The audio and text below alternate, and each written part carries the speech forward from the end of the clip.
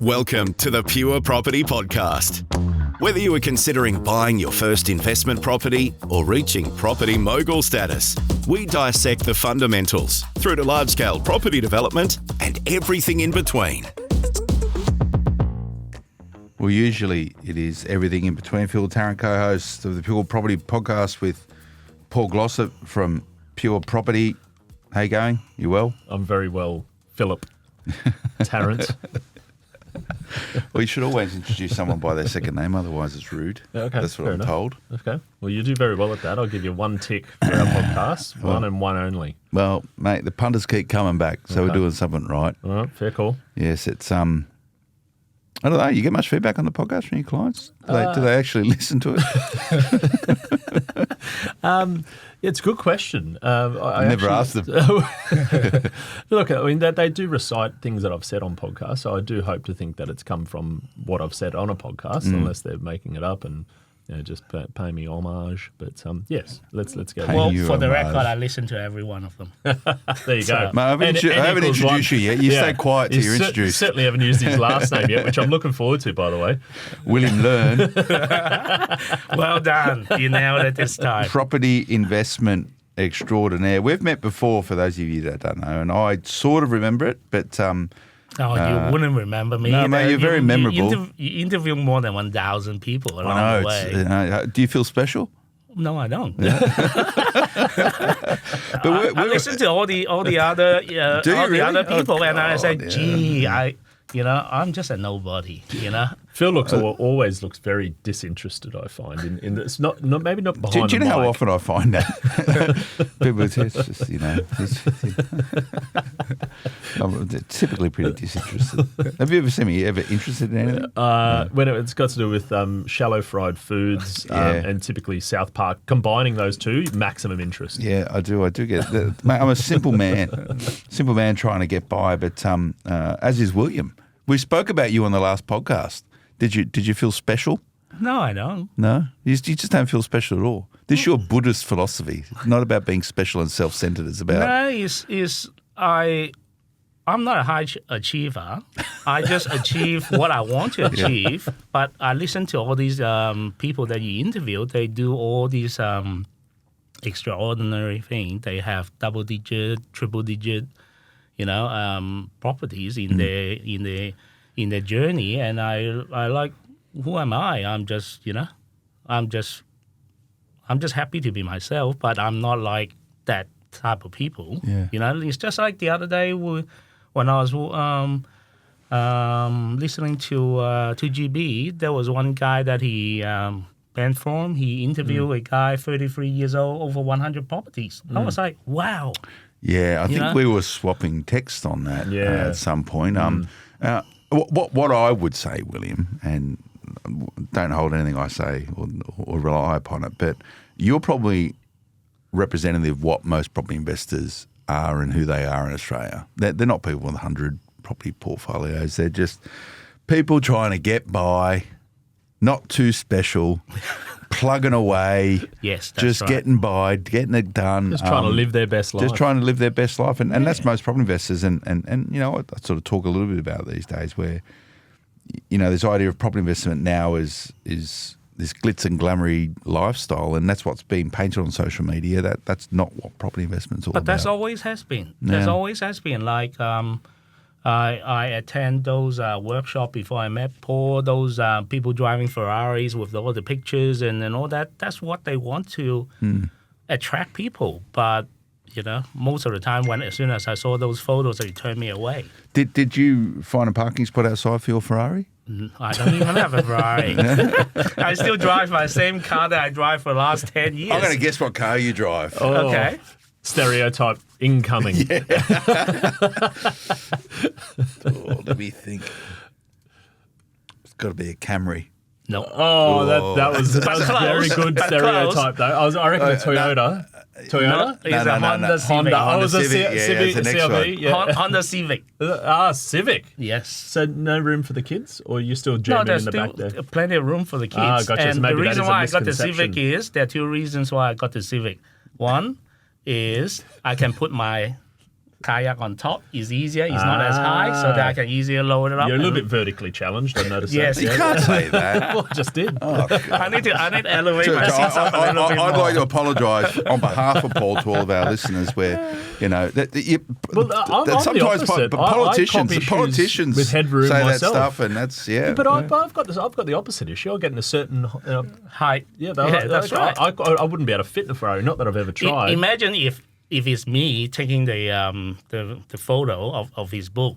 The shorty Chinese guy holding a surfboard. He'll be in proportional. Can you do that for me? I wouldn't be able to. We'll get a separate. We should do a swap, you guys. So the last time we spoke, thank you for bringing up Paul's book because it saved me from having to do it. And I know his team sort of sends all these points after the podcast saying you didn't say this, you didn't say that, so he didn't talk about his book anyway. But we spoke about his book last time, The Surfer's Guide to Property Investment, The Next Wave, the second instalment edition of it. And the basic thesis of it is property investment can help you do what you want to do. That's Paul right. wants to go surfing. I think it's a bit of a myth, but because other things I know he does. But yours, from what I understand, is to go fishing. Yes, Outside of the important stuff like family and all that sort of stuff. Of course, family comes first. Your surfing is fishing. Yes, you can. And you're 100th best drummer fisherman in Australia, I hear. No, it wouldn't be 100. We actually know someone who's got a record for the drummer. We do. New South Wales record. Yeah, there's a few of those. I think he's probably more like maybe top 10 in Linfield, probably more specifically. Yeah, because no one in Linfield, Exactly. they're doing any fishing. I reckon that's they're a too busy legitimate working. fact. You'd probably hold a record in Linfield. I would dare say. Most drummer. Call to arms, anyone who lives in Linfield, take a photo of your best drummer length. Yeah. Send it in to inquiry@purepropertyinvestment.com. I'm happy to poll it, and we'll see if what's your PB, by the way? PB is 56 centimeters. Okay, 56. That's not That's a bad. large pig. Yeah, that's a big pig. That's a big pig. Sorry for boring anyone who's listening, particularly those who aren't interested in fishing, but anything north of 50 for a black drummer, Yes. Australian black drummer, especially if you're getting it off the rocks, that's a big job. We're using weed. You're a weed man. No. Kanji, Just- peeled prawn, Kanji. kanjavoy. Yeah. Look at that. We're So going your deep. surfing is fishing And Outside. martial arts. and martial arts. Yeah. Go on. Yeah. Like What's- Tai Chi stuff or No, it's just a Chinese martial art Stereotype. called Wing Chun. Wing Chun. That's what I meant. Wing Chun, because Wing Chun is the dragons and stuff on like Chinese New Year is typically Wing Chun Nah, academies that do it all. Oh, probably they do. Oh, that's what I thought. Probably That's they do. The Yeah. people I know that a do lot it. of all those commercial Yeah. schools, they try to Yeah. do promotions and marketing during all these festivals and all that. Yeah. They normally do the dragon, from what I understand. Yeah, but I don't do dragon, I don't do tiger, I don't do nothing. What do you do then? I'm not a showboat person. I should actually put a mask on now. You guys got the Preserves video it recording. just in case. So how do you practice Wing Chun? I have my own studio. Okay. Yeah, non-profitable organization because it's never make any money. Is that a Well, tax- you is that a tax actually dodge? have it as a not profit. Well, I could never make money. Yeah. So it's deemed to be a non-profitable, right? That is a definition. Can't make profit or not for profit. Can't make profit. Yeah. Can't make Maybe profit. that's it. CMP is not non for profit. So your background is Chinese. Yes. Chinese mainland or Hong Kong Chinese? Hong Kong Chinese. Hong Kong Chinese. Yeah, political terms, I should call myself Hong Kongers. Hong Kongers. Yeah. Where in Hong Kong were you born? In Hong Kong Island. Yeah, okay. I've been living there for a good 13 years, North Point. Okay, very nice. I once had to spend a week in a suite at the Ritz there in Hong Kong. It was horrible. highest pool in the world. It's on the 106th floor. When I was in Pretty Hong Kong, cool. I was only go swimming in a public pool, Yeah, and you okay. don't want to be there. No, you probably don't. I do like Hong Kong. You missed a very, very immediate opportunity to give him grief there, by the way, William. I Phil should've. throws out these, No, I can't. He's It's at the genuinely beginning. fishing there. Yeah. For being given a hard time. Well, Hong Kong attitudes of real estate aren't that dissimilar than what they are in Sydney. Like, it's a very ambitious cohort of people, and properties, comparatively very expensive, and it's an obsession. It is an obsession, but at the same time, they are more investing in short term.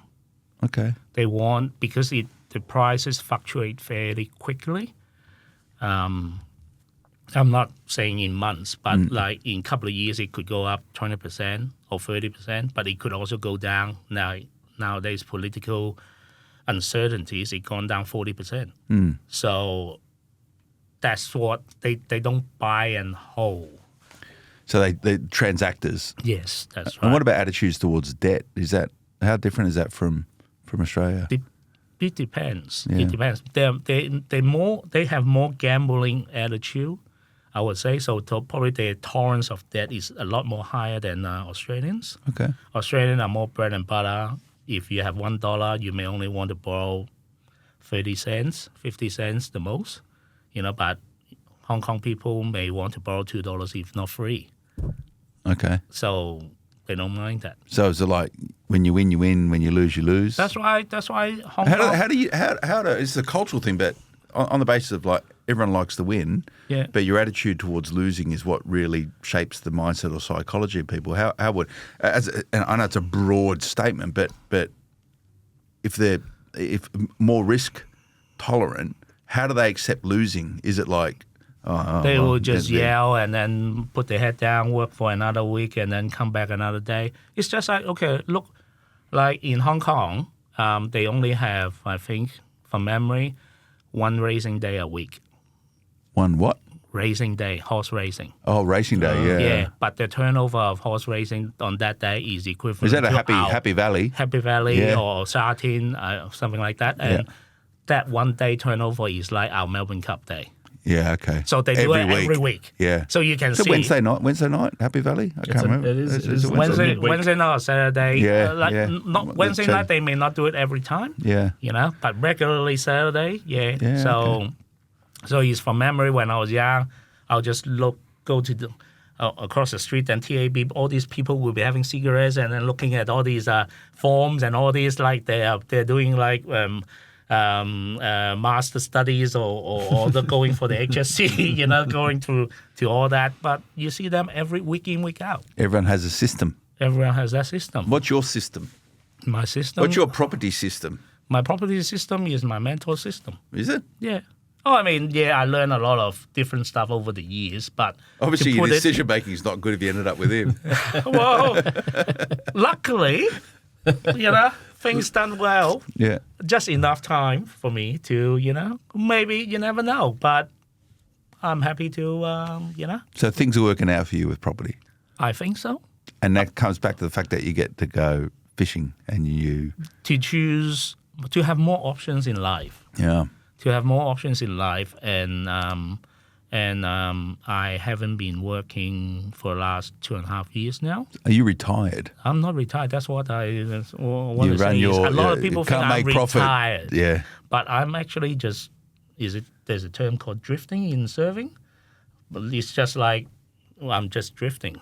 I'm waiting for the next new wave, finding my purpose in life, doing my own studies, and then trying to learn something that I didn't have time to learn when I was working. So... Are you in a rush? No, not at all. Isn't that evident? Well, I don't know. It's a really important question, because if you're not in a rush, are you stifling your ability to move where you want to move to? Because it sounds like you've got some purpose, but like how do you help? There's only a limited time. Yeah. Okay, this year I just take off my number one fish on my bucket list, 30-kilo kingfish. Oh yeah. So, and when I caught that fish, the fish was so strong it pulled both of my legs off the floor. Yeah. So imagine if I wait for another 5 years to catch him. I'll be into the water. Yeah. So there are things that you may need to do it while you are still young and healthy. I wouldn't say myself young, but is physically able. So like my next bucket list, I booked a trip to Vanuatu next year. Is my 30-kilo GT and 30-kilo dogtooth tuna. And both fish that require a lot of physical strength to do it. So I have to do some training and all that to be able to battle those monsters. So that's a video William sent me 2 years ago of his 1.5 meter cobia. Oh, that's the first one. I didn't target cobia. No. It was just when I was going for snapper when I was doing a slow jigging. That's a good bycatch. It was a good bycatch. Took me 55 minutes to bring it up. That was a monster. Yes, that's right. what do you do with the fish when you catch them? I release most of the fish I caught. So I keep enough for my family to eat. Yeah. Because nowadays all these fish you get it from the markets and all that, they are all farm. So they're not as healthy. Where'd you get your 30 kilo kingy?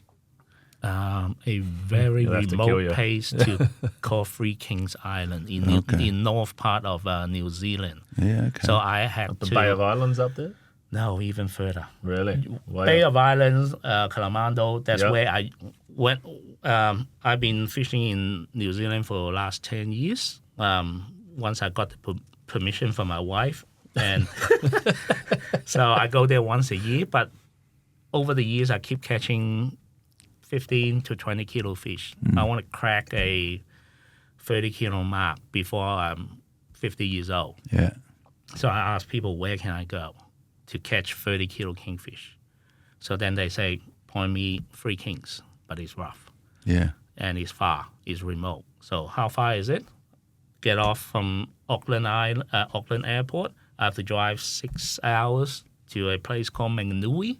No, Manganui. And then from there, I launched the boat, the charter boat.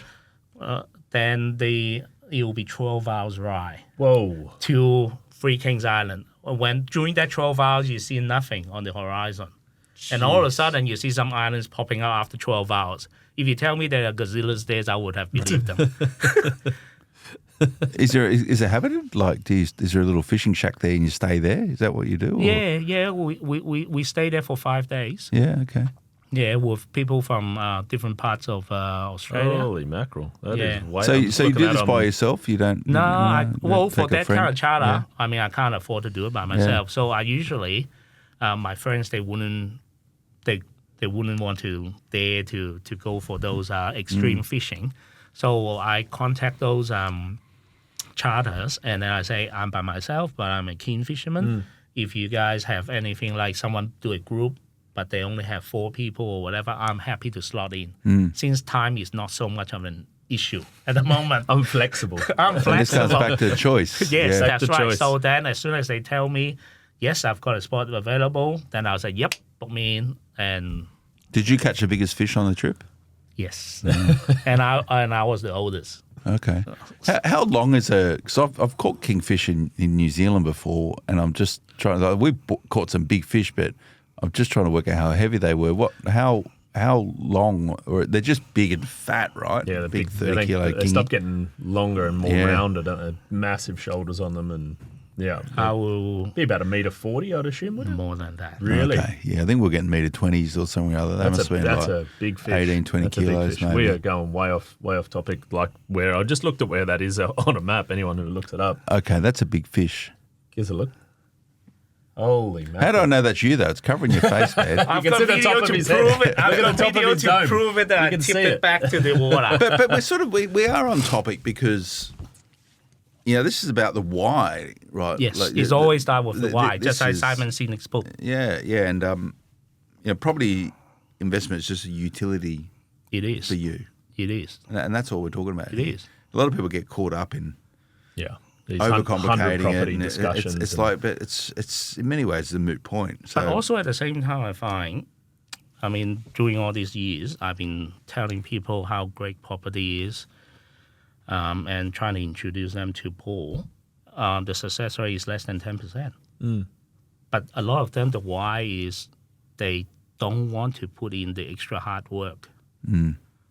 They get caught up during the day with their daytime work. They are not mentally or physically ready to take on another challenge, even though they may be financially ready. Okay? And they didn't want to do any additional studies. Like, for instance, Paul, how many of your clients, if you do a questionnaire to them, have actually read your book? Yeah, it'd be 1 in 50, I'd say. That's right. At best. That's right. Yeah. You know, I told people to get your book, listen to you guys' podcast, start to get into the rhythm, to understand, you know, because all of a sudden if you tell someone to buy a $500,000 property, they will get frightened because they think that I'm already in a big mortgage with my own home, blah, blah, blah, blah, blah, uncertainty with all this economy, with work and all that. They may not want to take that step. Sometimes people, they have that luxury to do it, but then they say, oh, why bother? I still got my good enough job. I would rather just go overseas holidays or whatever. Why bother to do this? Because they live in a very well laid back country like Australia. So a lot of things that the problems are first world problems, not the third world problems. Like for instance, last year, me and my wife, we went to Sri Lanka to do some charity work, remote locations in Sri Lanka where the villages, their water resources are contaminated by industrial activities. So those people, they couldn't do anything about it because the government is so corrupted. The water is contaminated so that the kids have teeth issues, losing hair, kidney issues, and all that. So they struggle to survive. But we are not really struggling to survive in Australia. You know, so that is a different mindset. Well, it's important to put stuff into perspective, and it's easy to say that to Australians, right? Going, well, you've got it pretty good here. You should see where it is in other parts of the world. We're top 1% of the world. But most people just go, that's nice to say, but I'm struggling here, so it's irrelevant, right? But again, it's a mindset thing. This learning philosophy that you have you always had it, or property's given you personal permission to actually have more of a learning philosophy and a sort of a different aptitude or attitude towards it? I struggle early days of my life. Yeah. I struggle through my unis, work, and all that. I picked a subject that I didn't really want to do, and I choose the work that I didn't really want to do. So luckily, I met some mentors in my life when I was in workforce. I saw them, their success, and why they succeed is all because of properties. So then that gave me that tick. Then I said, okay, if I could do that, maybe I've got a better chance to get away from this rat race or that kind of, miserable, I'm grateful that I actually had no issues finding work because construction has always been, booming for the last, 20, decades. 30 years, so I never had any issues to find work. But at the same time I didn't enjoy my work. The reason I didn't enjoy my work was because I was in project management, finance, about controlling it. So in essence, if a project costs $1 to do it, then your boss wants to do it in 80 cents. Then your subbies, when you sublet out, they want to get it from $1.20. So I'm always get caught in between. The meat and the sandwich. Yes, that's right. It's not even my money. Yeah. So people are arguing and I guess going back to, for the listeners to give some context here, so you and I, William, we first met 2016, 2017. Yes, and this was, you were right at the peak of your working. You were a corporate career. You'd spent time, you'd been decades in working. And also by the time you came and we had our first conversation, you'd already had, I think, 1, possibly 2 properties, maybe 3. Probably 2 to 3. 2 to 3 properties at that time. And I know at the time we intentionally spent a lot of time back and forth, not just one meeting, but over the course as we bought property, reviewing that was the why. And the why wasn't, you didn't necessarily, I don't know if you had this full passion for fishing at the time, but that's definitely evolved and these other things, the charity I have work. full passion of martial arts. Martial arts, and that was since day that was one. and fishing is I pick up along the Absolutely. way. And I think when it comes back down to your question, Phil, is that, and probably a big point with William, and I think it's evident in the way he talks, the way he thinks, the way he acts, is that he's never been in a hurry. And I think that's probably been the secret to your success. Is you it's did a set secret times. to everyone's. Like I said all the time, people who are in a hurry, sometimes they get there. Yeah. A lot of times they don't. And I call it strategic patience. I've never been in a hurry, I've just That's why you're plug successful. away. Well, maybe. I've still got some way to go. But do you think you've been lucky? Yes, I have. Imagine if I'm in Sri Lanka. Doesn't matter if I try 10 times harder, I still wouldn't be where I am. So all the necessity are all sorted in Australia. Okay? Yes, I pay my way through uni. I had to, work in poultry traders part-time, work as a laborer and do all that. But I still got the chance, and then I never really had any issues about not being able to get a job. Yeah. So that's quite lucky in a sense. Do you think your thought process has changed from, when you're obviously quite reflective person, so when you're in at work and doing a job you didn't really like, you're obviously thinking of what's my way out of this, right? Do you think differently today than what you did sort of 10 years ago before you started investing in property? Well, like I said, people evolve. I mean, I keep doing my self-development, so I guess that's the part of the reason. Do you do self-development because you got time? I always or wanted you make to the do time for self-development. Yes, I make time to do self-development. Okay. Yes. That's an important point. Yes, that's right. Yeah. So I want to learn more, but I don't have enough time, or I didn't have enough time. So that means I have to, adjust my time a little bit so that I can have more time. Now I can have more time with my family. This morning, 6:30, I dropped my boy to swimming. I can do that. And then I can have lunch with my wife. I can do all that. You're recording a podcast in the morning on a Thursday. Exactly. Yeah. So that's the option that I have. And then, like I said, then now I can spend more time on my martial arts, fishing, studying Buddhism, meditation, and all that. These are all the extra.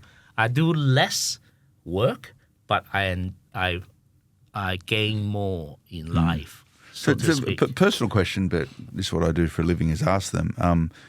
Do you think you've got a better adaptation or connectivity with your Buddhist philosophy now that you have time, or is that philosophy's helped you shape your mindset so you'll go and create time? I didn't study Buddhism when I was doing property investment. No, so it's a reasonably new thing. It's reasonably new thing. Yeah. It's for probably. Are you allowed to ask people about this in Buddhist culture? Is that okay? Yeah. Well, I don't consider myself as a really die-hard.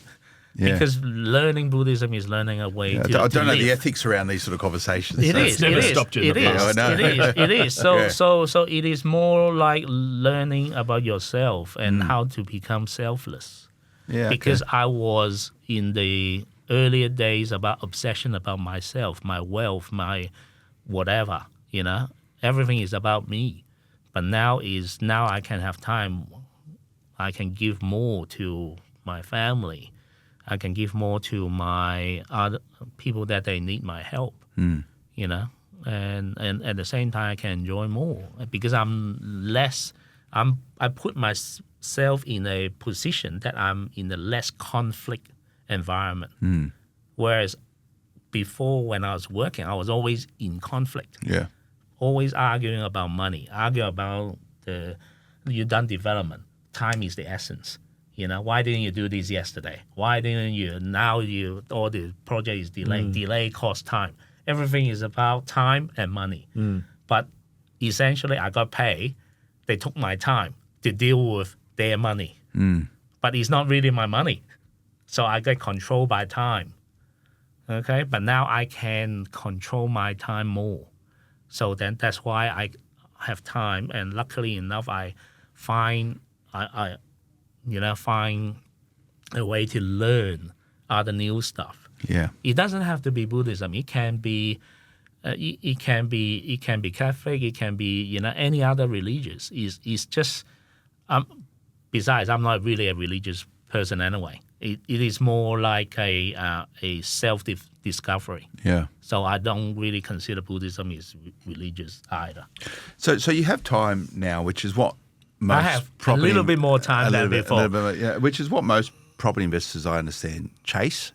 Even they may not chase it. I ask my other people. No, but most. I think eventually most property investors come to the realization that what they're doing gives them time. And how they choose to deploy or use that time, it's that's very, their very picture different. in their mind. Yeah. But are they willing to sacrifice what they've got to get more time? Well, this is the mindset piece, right? It is. It's the key. I mean, a lot of people, they question me. Even my parents question me. Why you stop working?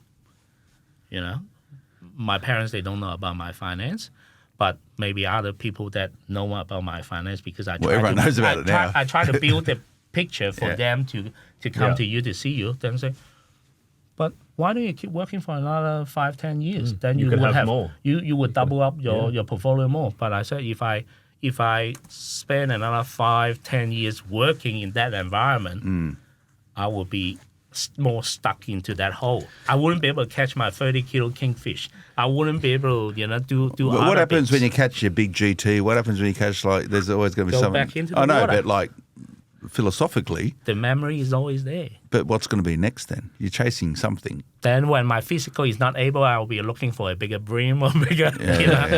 Or I may... if I take off all the lists, then I'm not chasing next anymore. hobby. Yeah. But there's...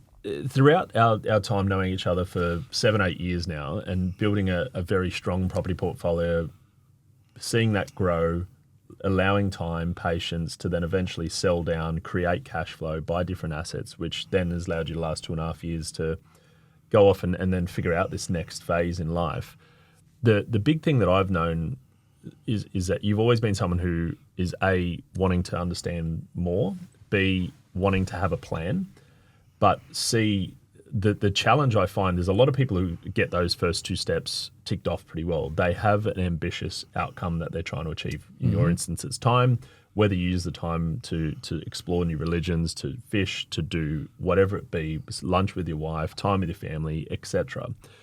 The patience part is key, but the action part before the patience is typically where most people who spend a lot of time getting educated, that's where they find this infinite brick wall where they just don't take action. And it's typically, and I think in your instance, when you've got a lot of friends, ex-colleagues, colleagues who still were work colleagues, who are on good incomes, who have long, illustrious careers, who have a principal place of residence that have already bought with tons of equity, borrowing capacity, all of the tools to actually get started.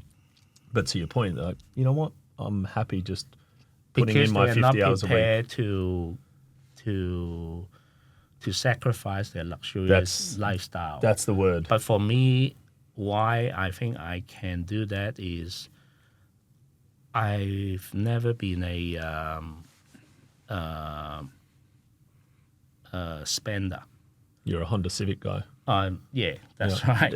So even though my income now is nowhere near as high as what I used to be, but if you take out all the debt, take out all that, because before I had to try to pay down my house, and then when I was finished paying down my house, I gave you a call and say, now is the time to aggressively pay down your investment. So I start doing that. So then I reduce my LVR now to 30%. So that's the reason why I can do that. So I think we need to talk about your portfolio, William, because we've had a very... We've gone through almost the whole episode without talking... No, but it's important. It's important. Been a very philosophical conversation, and that's all very nice. Some people just go, yeah, whatever, I don't want to do that. That's not enough. Or some people just go, I want to be that guy, right? Like horses for courses. But you've been able to manufacture this environment that you have through property. So there needs to be a match between the portfolio that you have and what this provides. Like I could be sitting here going, oh, you're going to need 100 properties in order to create or manufacture what you have, or it could only be 2, and it comes down to mindset and your attitudes towards spending. When I tell you the figures, so I want to know the figures. When I tell you the figures, most of the people will say that's BS. It can't be, So, well, let's go through it. What's the valuation of your portfolio? How many properties in there? Just it doesn't matter. 9 properties. There's 9 properties. Okay. And where are they? Very quickly. Sydney. Yeah. Hobart. Yeah. Queensland. Melbourne. Okay, so good spread. Houses, units. Only one was the first one I bought with my wife for us to live in there. Yeah, okay. That's the worst performance. And you have a principal place of residence as well, Yes. or is that encountered in the 9? No. So and plus a principal place of residence, which is paid off. Paid off. Okay, and a suburb of Sydney somewhere. Linville. Okay, so it's not a cheap should place. I say Chatswood? Oh no, but you talk about Linville already, so it's okay. Are you stereotyping there? No, I'm You not. can't do that. Because most of the people think Chinese people live in Chatswood. So I also think you're South in African people live in Linfield. Yeah. Yeah. So okay. So I'm assuming your principal place of residence is worth at least a couple of $1 million, right? That's whatever. Yeah. Couple. Okay. Yeah. Yeah. Okay. So 9 investment properties. We'll concentrate on that in all those different areas. Most of them houses. Where's the unit? Chatswood. So it's actually in Chatswood. Yes, that's One of those. Like where in Chatswood is it? Like in the centre of Chatswood, or out a little bit? Is Mercedes-Benz? Yeah. Off Pacific Highway. So a red brick. 4-story, walk up, a better unit. Yeah, 26 a block of 26 units. I reckon it's not probably a 50-story. I reckon you've probably done well on that, by the way. So that's the first property Cash you flow bought. right now. No, but a capital growth. Still no, it's only double for all the years Only. that. But look at the property but that. see, this is All right. Yeah. Okay. So 9 properties. So total, not counting your principal resident, total valuation of your is investment portfolio. 6.5. Okay, 6.5 million total val.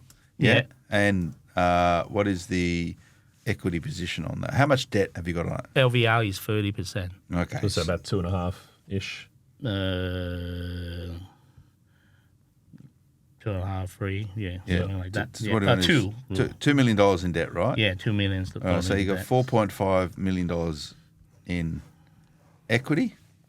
Yes. At 32, 3% LVR. 30% LVR. 30% LVR. Okay, nice portfolio. But is a sort of like a below average in all your other interview people. Mate, it's probably one of the biggest portfolios in Australia. No, it's not. It is when you put it in the From a perspective. percentage perspective, it'd be a top 1% for sure. Yeah. So what's the positive cash flow? Probably about I would say about close to $80,000 a year. So after everything said and done, before tax, it gives you about $80,000 in your back pocket. Okay. A lot of people think that's not enough to spend nowadays, but actually it's quite comfortable for me. And are you paying off debt as you go here as well? I actually, tell you the truth, I haven't used any of these. I use these because I'm still using my savings that I've got for the last 2.5 years. All of these are tipping to all the properties so that I can pay it down even more. Did you quit work or were you made redundant? I quit work. Okay. And you just had savings? Yeah. Okay. Yeah. With the approval of my wife. Yeah. That, finally she said, you don't have to deal with that asshole anymore. So. Okay, fair enough. There's always got to be a catalyst. And you have there? money sitting in offsets then? Yeah. So I have about $300K sitting in offsets. Okay, $300K in offsets, which takes your debt position down to about 1.7 and you're paying interest on. Yeah. Thereabouts? Yeah. Really simple math. So you're paying on $1.7 million. Manageable. Yeah, but not living in a luxurious, like I can't go to Hong Kong, that swimming pool, It's pretty good. I don't doubt it. Take a look. It's pretty good. Yeah. I don't. So, but I'm a modest man with modest income. I'm happy. I'm a modest man. I got the rust cut out of my car the other day. I'm a modest man. No, just made me think. Recording. Imagine he would record this on the top of that infinity pool at the top of the Ritz, saying, just a modest Got the rust cut out of my car. Just a modest guy getting the rust cut out of my 94 4Runner. I want to give some sense to it all, right? There's levels of like modesty is an interpretation of what's important to you, right? It is. It is. And that's all it is. It is. So how much do you spend on fishing tackle? Not year? enough. Really? These are the hard questions. By the seriously, what do you have a budget for fishing tackle? I only buy stuff when I break them, and I hardly break them. He's a good So, fisherman. So if you and lose most a of my lure, fishing would tackles you are actually secondhand anyway. Yeah. Because a lot of people, they bought it brand new, and then after a while, they try it, they didn't like it, then they sell it. So for me, that's okay, because anytime you put it on a boat, you've got bow marks, rash mark, and all that anyway. So I don't really mind. So, $80K, so that's your salary. Yeah. Is your... Don't tell my wife that. Otherwise she'll be asking. Does she still work? She works. She works okay. part-time because she found her... Lucky for her, she found her purpose in life. So now she's an optometrist. Oh, cool. She's been, working hard all her life and all that. Now would like to spend more time with the kid, with the boy. But she find a new passion that is called behavioral optometry. Yep. Because nowadays a lot of kids, they've got problems looking at the phones. Their coordination is just with their fingers, not with their hands or not. If you throw them a ball, they can't catch them. They've got all these issues. So my wife wants to put her energy into learning that and try to help people with that. Yeah, that's a really important endeavour. That's good. That's right. I said, He's blessed that she didn't work for the money, and she would rather to do less work so that she can do more study and do more other volunteer work. And for us, both of us are living. I would say we're living comfortably. Yeah. Yeah. It's good to be comfortable. Yeah. But I think what you've showed here is that there. What you've explained there, and I've written down on words, no one can see it really, but that's what property investment is for most people. That's what they can if they do all the right things and embrace a lot of those attitudes. But they may not want to get out from that. No. Like, imagine before I sell this down, I think I had about... There's an extra 2 or 3 more. About close to $10 million in portfolio. Absolutely. A lot of people will say, why don't I work for an extra 5 years? It could be 10 to 15. Then by that time I sell it down, it'll be 8 or 9 millions. I would be, So there's always the when to do it. But what you showed here is that, and you hear a lot of hot air around it going, I want a portfolio that's going to deliver me $200,000 of positive cash flow every year. And I hear all the time and just go, most people aren't going to achieve that. Yeah, I never asked for that. No, there's got to be a reality check for how many people that you work with would have that? Like realistically. Have it? Yeah. Yeah. I'm talking single hand digits. Yeah. About it, and that's out of thousands. Yeah, but that's what gets thousands sold. Of action takers. That's what gets sold to people, right? Absolutely. What I'm trying to say here is that you've created a really good portfolio, and that is probably what most people would hope to try and emulate. Massively aspire to. And I think there's not that much. I'm talking residential. It's all resi, right? I'm talking residential property. There's commercial in there. Commercial. There's only one. Yeah. There's only one. But again, it's for a purpose at a point in time. But I think when you sort of look at the numbers top line, and this has been going on for that didn't happen in a day. It didn't happen in a week, a month, or even a year. It happened. The acquisition actually happened with a lot of sacrifice. There was a period. I mean, you didn't always have this philosophy. You were getting up, grinding 9 to 5, way more than 9 to 5. Way more than raising your child. Being a husband, doing all the things as a family. This wasn't just, hey, look, my philosophy is I wake up when I want, I go fishing, I do a bit of Tai Chi, I do whatever I want as I want. It certainly wasn't that way, but you got to the point by saying, we're going to commit, and by committing and then being patient, we've now got to this position. And that was a good decade of really doing the hard work, acquiring, then actually the hardest work was probably being patient, doing nothing, because we creating acquired the habit of controlling your cash flow massively, because that was it. You went from a relatively modest portfolio to a relatively large portfolio within probably a 2.5-3 year period with us back in 2017 to 2019, 2020. We acquired then. We've only just recently bought one SMSF property, literally, that's just settled in 2024. There was a good 4 or 5 years of strategic patience. And to be fair, that probably the growth that happened in your portfolio happened probably a lot quicker than what our plan was. That's we right. certainly didn't plan for that to happen within 5 years. We probably looked at more of a 7 to 10 year, maybe 12 year horizon. I was planning to get out from the workforce from 50, but luckily I could get it out from 49. What was your first day not working? Tell me about that. So you quit your I job? was saying, yes, but my wife better don't change her mind. And as soon as I quit, I told my wife, she said, what? Already? Oh, you quit and then told her? No, she said, she gave me the approval to quit. So then I quit. And then she said, really? That minute.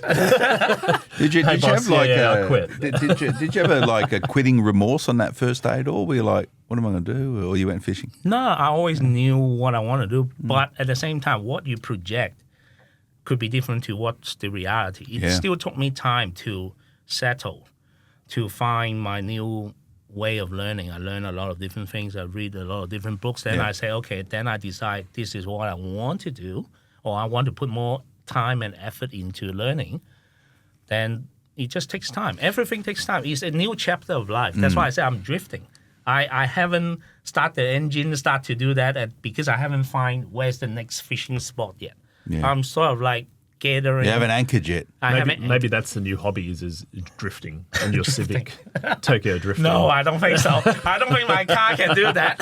So do you think that the William Leung of today is better than the William that was working? Of course, definitely. Would everyone say that, do you think? Probably not. No.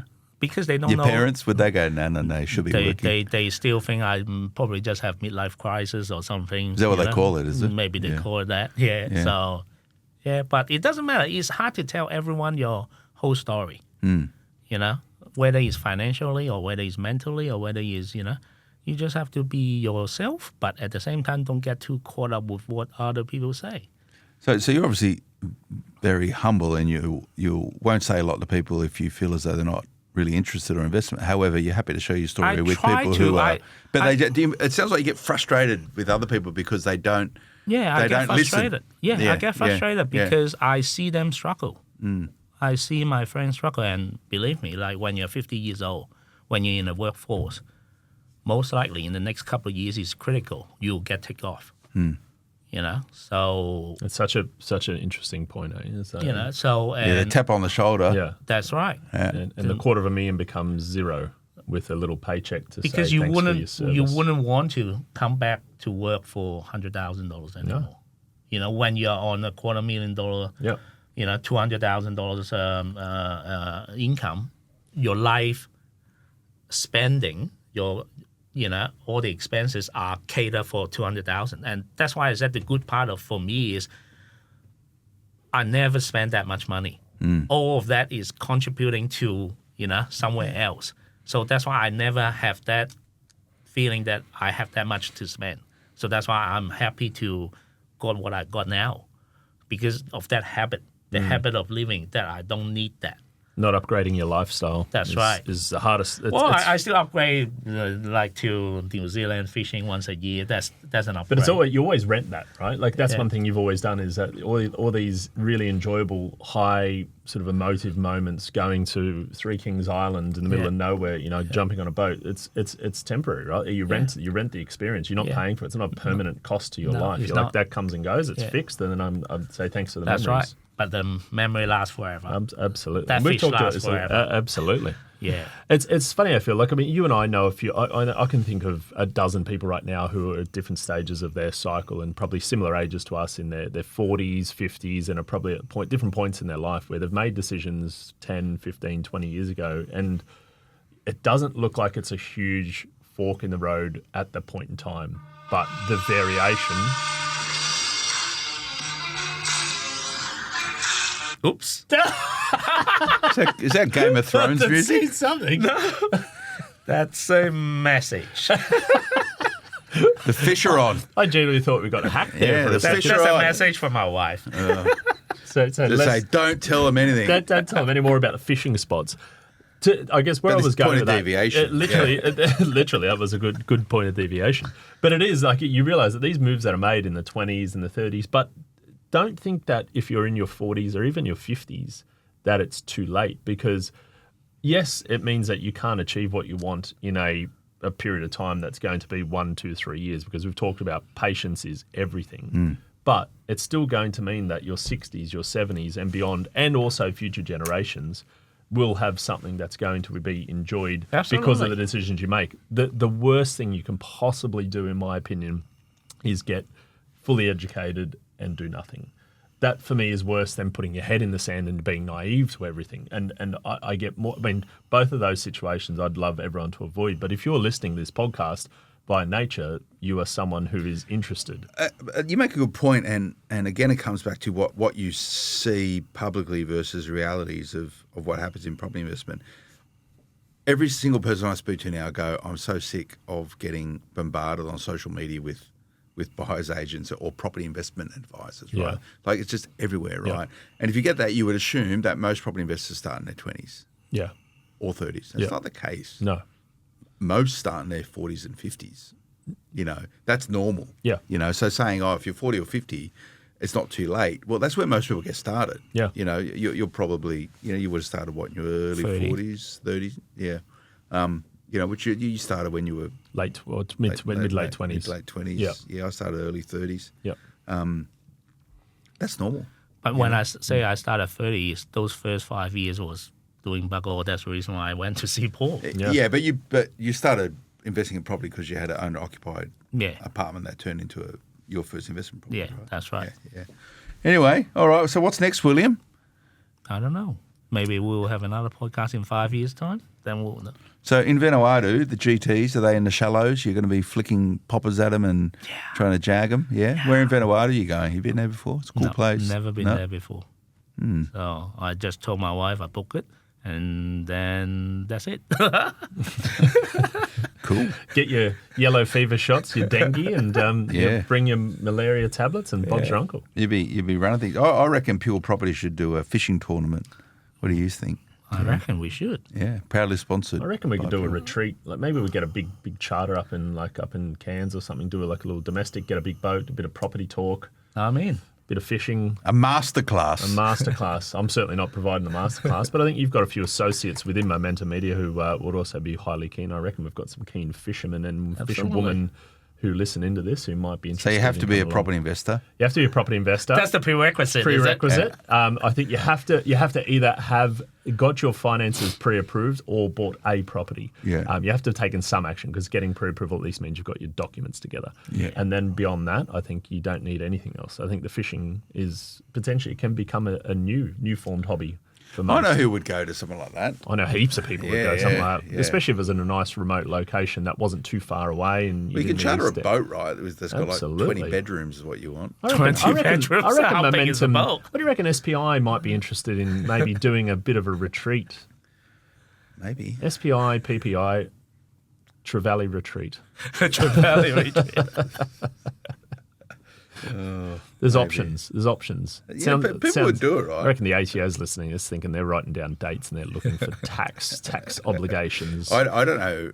Oh, it's been property education is what it would be. It would be. Yeah. It would 100% be that way. Oh, yeah. I have no issues. A lot of people spend money on property education, but you don't need to spend a fortune, though, do you? I spent a fortune. You did? I did. On property education? Yes, you did. I did. Really? I did. All these. I've got 2 minutes. Let's quickly chat about. So, what you paid to go? I paid to go seminars. I paid to go all those to. I mean, not. It's more about knowing what not to do. The way I see it is, the education can always not just one way street. Like learn how to do things, but when you learn to do development, I pay to do a course, and then I find out there's so many, variables. You wrote your book too late. If you wrote the book earlier, I would read that book. I don't need to attend to that course, including shipping. But then I find out, that's not what I want because there's too much risk involved. I may lose all of that if I, do development. So then you have to somehow nowadays people they get information too easily and too free, but they are not really valuable knowledge or information. So sometimes even I paid it, but even I did nothing about it, that actually saved me thousands, if not $10,000 of dollars, if I done it without knowing it. Yeah. So that's how I see it. I mean, who can tell they pay for all the education will actually be applicable to all they do. They don't, So it's just like buying a book and read a book. Sometimes you read that Books book. are cheap. Your time is not cheap. No. If you spend your time to read that book, you actually spend part of your life can be doing something better. But at the same time, when you read something, it's just you gain your knowledge and gain, and say, okay, this is not what I want to do. And then that will save you time to read the next 10 books about that topic. Well, it sounds like you're on a journey. Yes, William. I am. Drifting. Drifting. The Drifter. The Drifter's Guide to Property Investment. Always have a title. Yeah, the Drifter's Guide. But thanks for coming in, mate. Enjoy Thank chatting. you. Appreciate it. Yeah. And it's not really much about figures or anything. It's more about probably a different phase of review. But the most of the stuff that Paul and his team does, probably as a percentage of the process, is the what, like how it happens, right? But what we're talking about here is the what and the why. And that you got to start there and end there, because that will dictate and determine. But the team is also important, because I still constantly review my status with Paul. That's how we bought that self-made superman property, because I told Paul. I imagine a lender won't give you any money, will they? No. Because I can say it now, because I'm no longer with that bank. St. George Bank, for that self-made super fund, the original property that I've got, they charge me 10.15% interest rate. Wow. They just don't want my business. And I can't tell them to refinance because I haven't been working. Yeah. So then I asked Paul about it, and he said, well, we can just get rid of this property, pay off that loan, and then use whatever. Then we can buy a new property. And we had that conversation in February. Yep. And I said, okay, I'll act on it. March, start putting on sale and do all that. That's the action part. That's the action part. And then we just bought that property, and now it's all settled. Yeah. So you bought in Perth? No, Melbourne. Oh, wow. So there we go. Yeah. Crazy. So, Good. oh, should I say that? Oh, absolutely. There's no secrets. Yeah. So Which suburb? Which suburb? Melton. Anyway, we're gonna go. William, good to see you, mate. Thank you. Best Thank of luck. you so much. It's good. You got something worked out. I wouldn't say worked out yet. I'm not dead yet. So. Yeah. Drifting through it, Paul. So- we're very close to Christmas. Very close, very close. For those who want to bundle up, they can grab a Surfer's Guide to Property Investment, the next wave, stocking stuffer. Put it Be in prepared. put it in your partner's stocking if Put it in your partner's stocking. If they're the handbrake on property Motivator, investment. absolutely. Yeah. Get it going now, though, because if you don't, I can tell you that we are going to be stopping orders, I do believe, in the next 4 weeks prior to Christmas, so we don't have issues trying to distribute up to Christmas. So you've got November. Book it now, purepropertyinvestment.com. There's a order tab right there. You pay for the shipping. I get it in the It's post. probably not a bad gift for a reluctant partner. I actually think it's a good gift for the 18 plus all the way through to like the 30-year-olds. For those who've got kids for who are your thinking kids. about it, to be honest with you, that's a lot of... You make a really good point indulge there. a bit there, Yeah, but you make I'm a really honest. good point. I've got feedback, and I stopped doing it. Like, this is years ago, probably 7 or 8 years ago. And I went, Phil, we really like the podcast, but you don't need to swear, mate. Like, I'm not a big swearer anyway, ever on air. Yeah. But like, I might use an S word or something or other, right? And they Yeah. go, we really love the podcast, and most people say, we really like you guys because you don't swear a lot, or at all. And the reason why is because we listen to it as a family in the car. Yeah, right. And like, you'd be surprised how often this happens. So a mum and dad will put on this podcast driving away on a holidays. The kids will be in the back seat, teens or maybe Absolutely. like late teens, and they'll listen to it as a family, and they use it as a mechanism for educating their children, because it's hard for them sometimes to have a discussion or a relationship with their kids around property investment, right? Yeah. Our kids are a little bit younger. Yeah. I sort of talk to them about it. They don't really get it. Yeah. But it's a really good way. How old are they? My kids, like 10, 8, and a lot younger. Best time to teach them monopolies. Absolutely, and they love Monopoly, right? Yeah, I taught my kid monopolies. He loves the challenge, but he always failed because he couldn't manage cash flow. Yeah. And then, that's good. So first book I gave him to read is called Principles by Ray Dalio. Yep. The kids version. So get him to be more educated, be more about how to think properly. Next book will be your book. And hopefully he gained enough experience. He'll ask you for experience later on. There's one on the shelf here. You don't have to order your own, but for those who are listening, jump onto purepropertyinvestment.com give it to your order kids. their Give own. it to your kids. I think so. And then you're going to $10. You're probably going to stop this cycle of going, it's impossible to get into the property market for young people today. But guess what? The cycle will always be there. Yeah, absolutely. Every generation, there's only a certain percentage of people can do that. Yeah. It's just history Mindset. will I always get repeat sick itself. of talking about it a little bit personally. It's just like reading the book called Poor Economics. It's just tell you it's just the mindset of those people. What's it? Last question. What's your favourite book?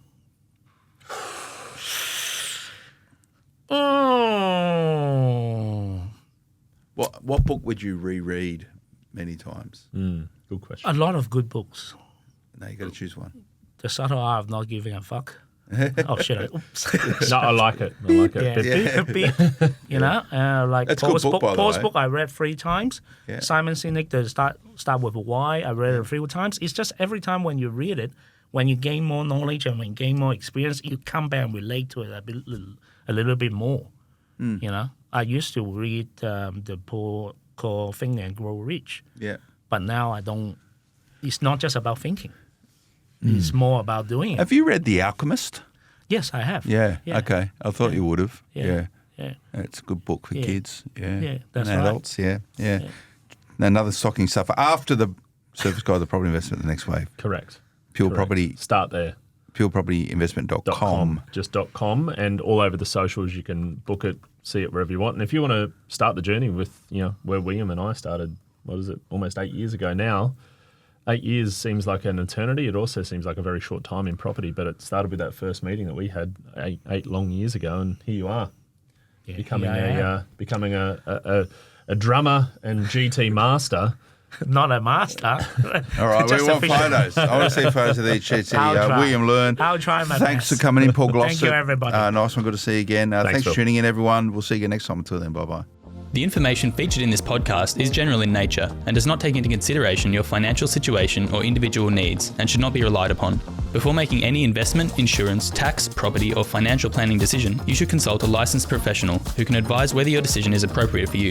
Guests appearing on this podcast may have a commercial relationship with the companies mentioned.